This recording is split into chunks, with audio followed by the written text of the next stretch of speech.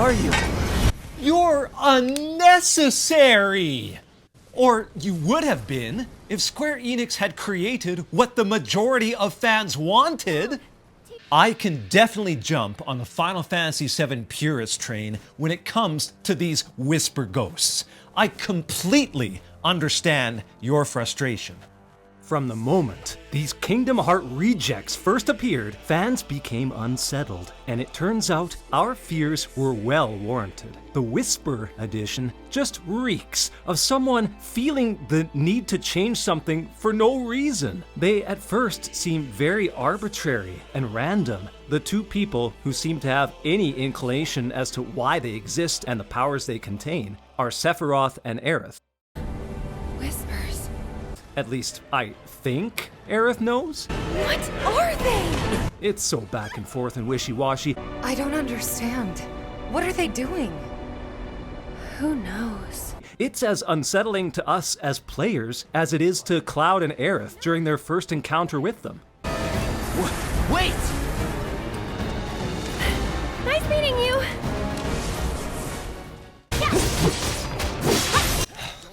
While we're fighting these things, it's almost as if we're fighting against our own wishes. By this I mean, the Whispers are here to make sure the game does go about the plotline exactly as we would want it to. Like when Barret fires Cloud, there's really nowhere for the plot to go now. Avalanche! He might as well just bum around Sector 7 for a year. So, what do the Whispers do? Well, let's break Jesse's leg and force Barret to hire Cloud back on the spot. I'm gonna need a raise. Consider it done. All right, everyone, Cloud's in. The mission is on. Cloud's about to finish off Reno? Well, looky here. Whispers whisk he and Aerith away out the door just to get that chase scene going. Gonna find a new materia orb? Blocked! Come on! Is that one random materia really going to wreck the fabric of destiny the Whispers have planned? Sheesh. Wedge survives? How is it? Much better, thanks. Well, bring in those damn ghosts and throw him out a 50-floor building window! Although, I still think he survived. The cut to black means as much, right? I'm sorry, Cloud. Ah! Just tell me that I made a difference. Speaking of the Shinra building, sometimes the logic that the developers establish just seems to vanish and it doesn't make a lick of damn sense. The Whispers are all around the Shinra building, right? To make sure that nothing changes? Like when Barret gets stabbed, they heal him right away. But what about this? When Cloud defeats Rufus in the first game, he simply runs back to the Shinra office, reunites with Tifa before they get their vehicles. In Remake, the Shinra copter shoots machine guns at him. He falls precariously onto a dislodged metal beam and is seconds away from death. Why don't the Whispers care about this? They're right there, watching this guy almost fall to his death. Cloud's kind of a main character, don't you think? Isn't that someone you would want to keep alive in order to preserve your precious destiny? They do nothing! Tifa has to miraculously perform some kind of Cirque du Soleil human pulley system technique to catch him before he falls. Whispers my ass! It becomes so overbearing in the game's conclusion too, hitting us over the head time after time with the fact that, yeah, things are going to flow differently from now on because destiny and fate and change. Oh my lord. Even for a JRPG cliche, this is heavy-handed.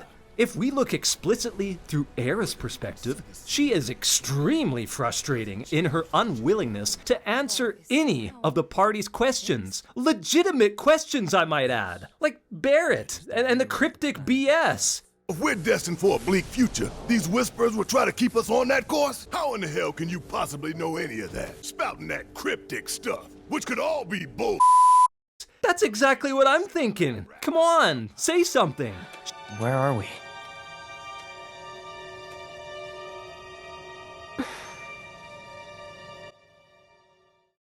And when she does say something, she's dropping hints that she knows the entire story already. She'll refer to Cloud specifically as a merc after spending all of, 3 minutes with him? You don't mind, do you? Bodyguard work's not too different from merc stuff, right?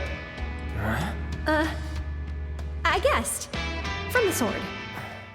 As Shinra attacks the plate, she responds despondently, which triggers suspicion in both Tifa and Wedge.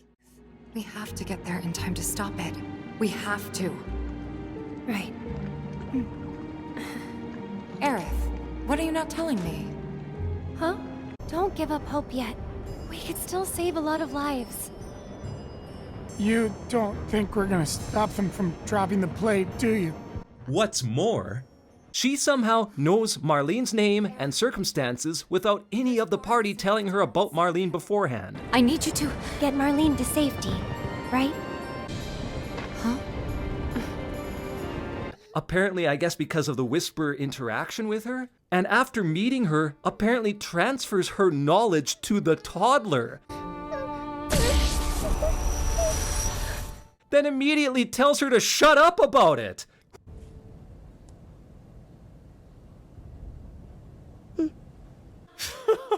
This is the equivalent of a secret government agency having this ultimate conspiracy plan to redo the world, then bringing little Timmy and little Sally in and whispering it to them, and then going, "Shh, shut your traps! Just be quiet!" Who does that to a 4-year-old? Aerith does this to Red 13 too. And she lets him exposit a few facts about these flashing images and how they'll come to pass unless they change destiny. I found this knowledge of the Whispers. They are drawn to those who attempt to alter destiny's course and ensure they do not. But how does she go from What are they? to all-knowing? It didn't transfer all the info to her right from the start, obviously. Did it have something to do with these ghosts in the train graveyard? Who knows? Great!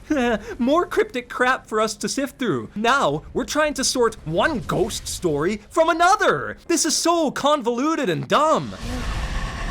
You're the one who... Tifa asks Aerith about it directly while they have a quiet moment in Aerith's former room at the Shinra building, and she pretty much just goes on this rambling tangent. What are you not telling us? I'm lost in a maze, and every step is taking me further from the path. Every time the Whispers touch me, I lose something, a part of myself. Before the ghosts touch her and tell her to follow flowers! Did you follow all of that?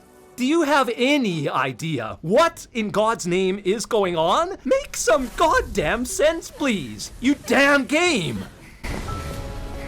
It's okay. We'll find a way out together. If we want to go down the most scathing interpretation of Aerith here, it's almost as if she started this Final Fantasy VII as kind of a New Game Plus file, all because she was mad that she didn't get the best ending, where she survives. I know how harsh that sounds, but if you're a die-hard fan, someone who's resonated with the sacrifice she makes and its impact on Cloud's personality and motivation, you might agree with me here that having her survive takes all of that away. How can you possibly tell the tale of Final Fantasy VII as it's meant to be told and not have this moment happen? Where's the emotional stakes?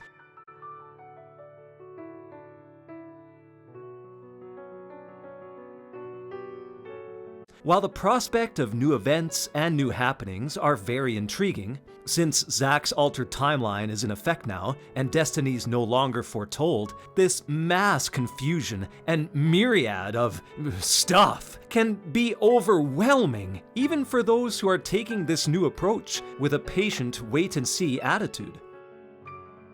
But if she does think she's going to survive, then what's with this? Everyone dies eventually. Those are the words that an alternate Aerith who already knows what happens would say, if the whole story was to play out exactly the same. Or is she telling us she'll die in an even more tragic fashion? How would that be possible? I have no friggin' idea. The combat against the Whispers also really sucks. Most of this time, you're just in this drab, weird tornado with an arbitrary amount of ghosts that you just lock on to haphazardly, and somehow you can hurt with swords and magic. Keep it up! And then there's eventually this one boss ghost that somehow becomes vulnerable once you hurt enough of the little ghosts. Where's the sense of that? And you're never in any real danger. It's just constant button mashing, which is good because you can't even lock on easy or see the damn things with all these ghosts flying in and out of the camera view.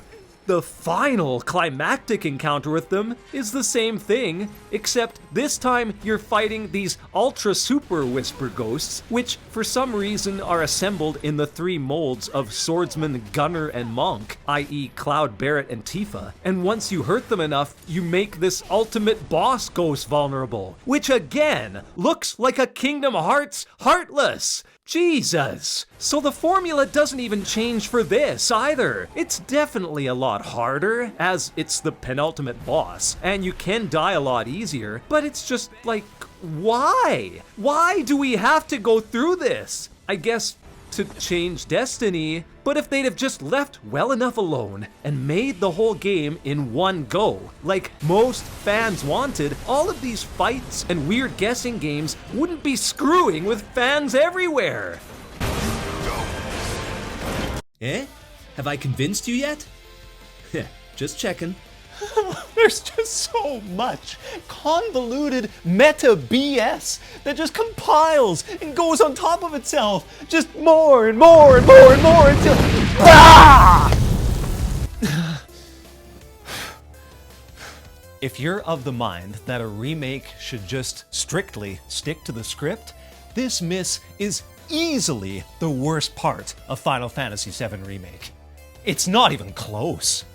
Your entire hopes have already been shattered, even before the second and third entries in the trilogy are released. So it's almost like, what's the point? Why invest in it? The inclusion of Whispers have robbed players of seeing Final Fantasy VII's pure, emotional, well-forged story play out as they remember it.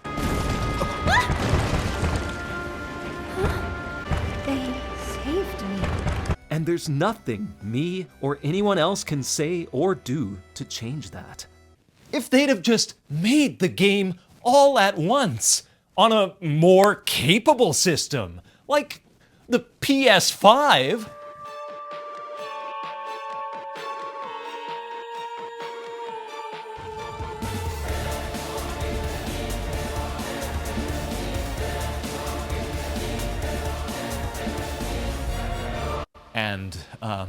And use that power to tap directly into the events that are so close to gamers' hearts. Undiluted. Unfiltered. Bolstered with modern technology. We wouldn't have to deal with all this excess distraction and change. Which is ironic, since Square Enix's stance is that everything can change. Like, it's supposed to be a positive, that we're actively participating in ruining our own memories.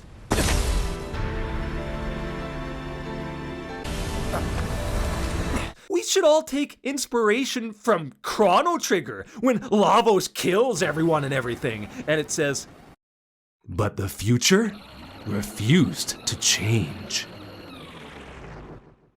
From where many people stand, that would be a good thing. Let the Whispers destroy the party, and maybe the original timeline will come back. It's not happening, is it? For all the purist fans out there, I'm sorry. Maybe there's some whisper ghost that we can just go out and find and beat up in real life. And then that'll create an alternate reality where Square Enix is like, you know what? Let's boost up the graphics and maybe the combat and leave everything else just as is, how the fans have wanted it, if only. Right, gamers?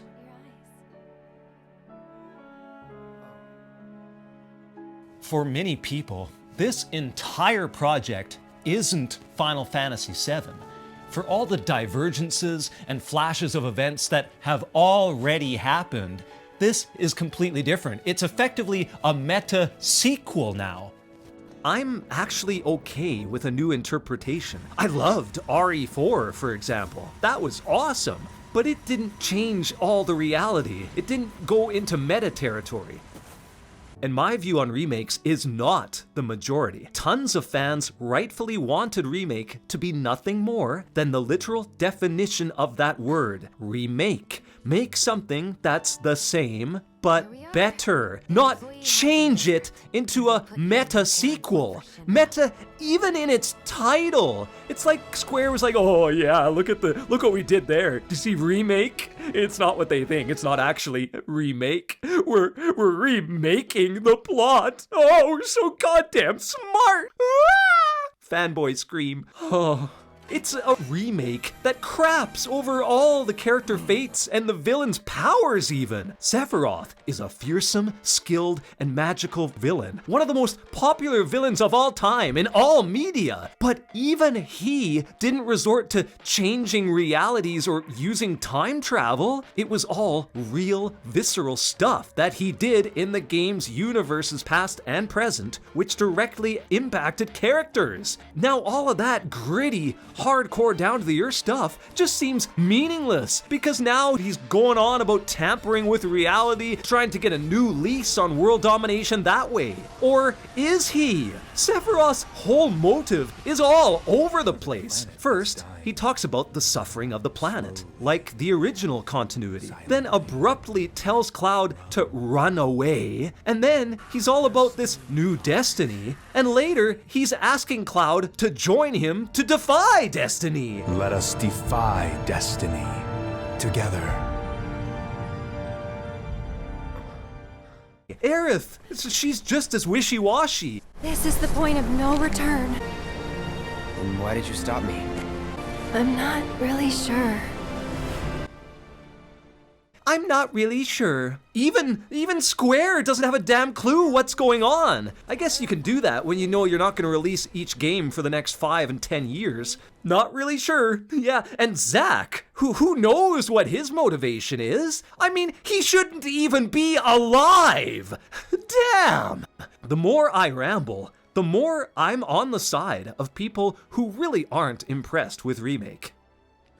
Some players, including myself, will admit that this whole meta nature has made it very intriguing to speculate on what new fates parts 2 and 3 of the Remake project will have in store for us. The Whispers definitely made playing through unpredictable. Not sure why Big survived, but I guess that's interesting moving forward. Jessie's not confirmed, but she's alive too, probably. But how? That whole plate fiasco still happened. They were still in that same location. In fact, it looked even more devastating than before. No one was there to save them, and yet, here we are. As for Zack, it should be cool to see how this alternate reality plays out, but again, fans are mostly here to play through Cloud's story, and the Cloud in his story is just a comatose, battered simpleton who is suddenly thrust into the care of Kairi, who is simply an awful person. This whole thread just doesn't seem promising to me at all. And that's the truth. Even with these new questions and intriguing plot threads, no matter how mesmerizing these new paths are, and no matter how effectively they mesh with the original content from before, it's not the original story. And it never will be. What circumstance made the Whispers exist and try to preserve the original timeline anyway? Is it truly the last we've seen of these things? Because without their interference, it would seem like the plot can really go off the rails, and that's what worries a lot of fans the most. Aerith and Sephiroth will hopefully reveal more about all these cryptic threads in Rebirth, but for now, no. This isn't great. It sucks. What did you think of the whole meta vibe that Square Enix committed itself to in the remake? How much, if any, do you think that the Whispers will impact the sequel, either through their miraculous survival, or just in consequence of them being gone? Please let me know, and please like and subscribe for more RPG and Final Fantasy content right here at Gaming Introspection. Good to see you, gamers. Please take care.